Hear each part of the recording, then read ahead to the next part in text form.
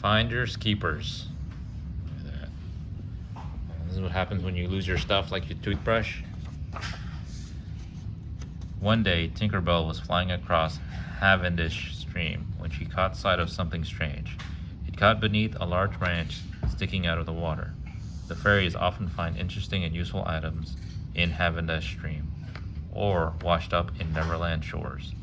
So Tink didn't think twice before flying over to investigate. She balanced herself on the branch and with effort pried the thing loose.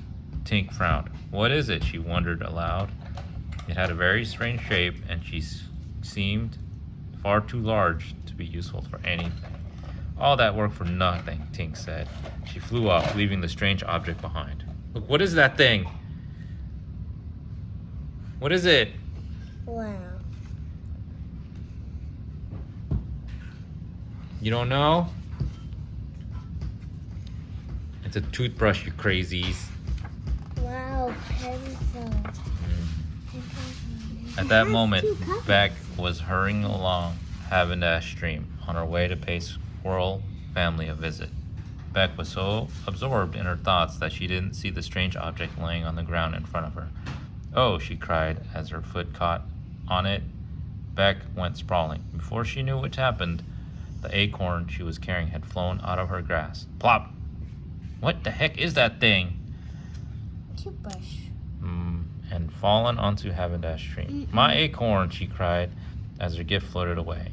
Beck looked down at the thing and tripped over. What is this? She asked, peering closely at it. Suddenly, Beck had an idea. She knew just what the object was, and it was a perfect thing to bring to the squirrel's house. You gonna bring it to the squirrel's house? Look what I've brought, Beck cried in squirrel when she arrived at the tree. It's a squirrel scratcher. Two youngest squirrels wrestled each other for the chance to be first. Don't worry, everyone will get a turn, Beck said kindly. She held out the scratcher and gave one of the squirrels a little scratch behind the ears. He closed his eyes happily. Beck spent the rest of the morning brushing the squirrels' tails and scratching their bellies. Finally, it was time to go. I'll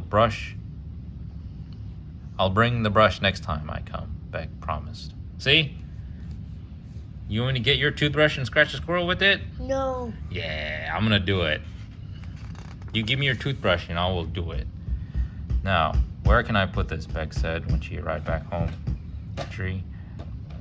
The scratcher was too big to keep in her room. At last, she decided to set it near the roots of the home tree. It should be safe here, Beck said.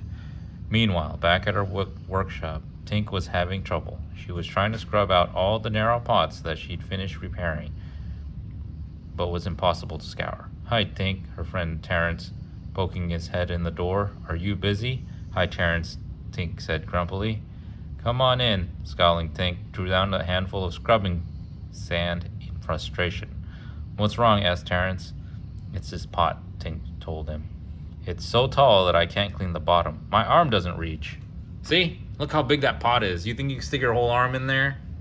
No, just tiny one. Oh, okay. Just really fast on. Okay, maybe she should stick her feet in there. No. What you need is a long-handled pot scrubber, Terrence declared. A what? Asked Think. A pot scrubber, Terrence repeated. Like this. Drawing in the air, he sketched an outline of a brush with a long handle. That way, you could reach all the way to the bottom of the pot, he explained. Tink blinked in astonishment. Terrence's drawing reminded her of something. Come on, she cried, grabbing Terrence's hand. Where are we going? Terrence asked as Tink yanked him through the workshop door. To Cavendish Stream, exclaimed Tink. Look, see? It's a toothbrush! He needs a toothbrush. She needs a toothbrush? Not far away, Lily Garden Talented Fairy was resting on a branch in the home tree. Phew, I didn't think I'd ever feel so tired, said Lily. She had spent the entire morning scouring shimmering beetles away from her garden. The beetles loved to eat her beautiful purple flowers. Just as she was about to take a sip of dew, Lily spotted something below her. What's that? Lily asked as she flew down to examine the object. When she stood on end, she saw that it was about as tall as a fairy. Suddenly, Lily had an idea. Lily hauled the object to her garden and planted it among her purple flowers. She hung dry grass from the bristles, plucked blossoms for the dress, and added her sun hat for good measure. As a finishing touch, she drew a face on it with mud. When she was done, Lily had a large peony to watch. Sure enough, a few moments, the shimmer beetle flew towards the flowers. But when they saw the fairy standing amid the blossoms, it flew off. It works, cried Lily. My scare bug works. You see? You want me to do that to your toothbrush? Make it a scare brush? Looks kind of scary. Meanwhile, Tink and Terrence had looked all along the bank of Havendash Stream, but it was clear that the pot scrubber Tink had found in the morning had disappeared. Tink, Terrence, Beck shouted. She flew towards them, out of breath. Hey, Beck, Terrence said. What's wrong?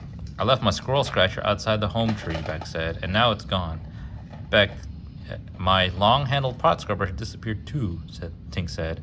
Beck gasped. Oh no, it sounds like there might be a thief in Pixie Hollow, Terrence said. The three friends agreed to split up to search for the stolen items. Someone stole all this stuff? Beck entered Lily's garden looking for her missing squirrel scratcher. Tink, Terrence, Beck hollered, over here. Tink and Terrence followed the Beck's cries to Lily's garden. What is this? Terrence asked. See? I found my squirrel scratcher, Beck exclaimed. Tink flew over. That isn't a squirrel scratcher, she said. That's my long-handled pot scrubber. Just then, Lily flew up. Hi, everyone, she said cheerfully. What do you think of my new scarebug? Scarebug, Tink cried. That's my pot scrubber. I found it first. Huh, whose is it? Tinker's. No, they're gonna fight over it? Yeah. Wait. Suddenly, a dark shadow fell over the garden.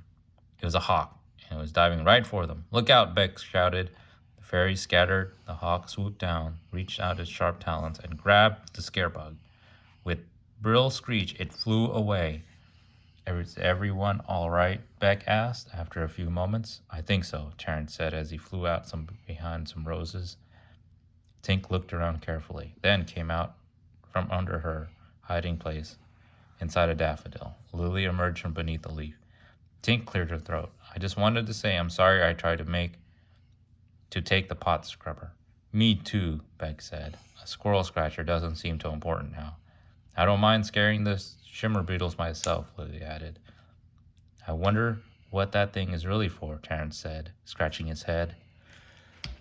Huh? I guess we'll never know, said Tink. The hawk likes it.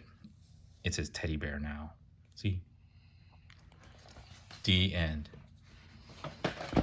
You like that book?